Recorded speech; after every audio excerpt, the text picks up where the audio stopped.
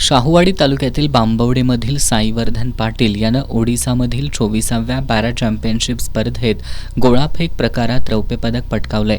साईवर्धन यानं 11.99 मीटर गोळा फेकत रौप्य पदक पटकावलंय। यावेळी त्याला भारतीय पॅरालिम्पिक कमिटीचे सेक्रेटरी जयवंत जी.एस. यांच्या हस्ते सन्मानित करण्यात आलं।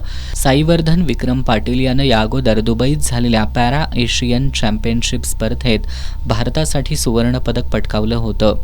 तसंच साईवर्धननं दुबईत 5व्या पॅरा ॲथलेटिक्स स्पर्धेत सुवर्ण पदक, ग्वालियरमध्ये कनिष्ठ पॅरा ॲथलेटिक्समध्ये सिल्वर, दिल्लीतील खेलो इंडिया पॅरा गेम्समध्ये सिल्वर, चेन्नईतील राष्ट्रीय पॅरा ॲथलेटिक्स चॅम्पियनशिपमध्ये ब्रॉन्झ आणि बेंगलोर नॅशनल पॅरा चॅम्पियनशिपमध्ये ब्रॉन्झ अशी पदकं त्यानं पटकावली आहेत। पॅरालिम्पिक विजेते आणि अर्जुन पुरस्कार प्राप्त सचिन खिलारी हे त्याचे मार्गदर्शक आहेत।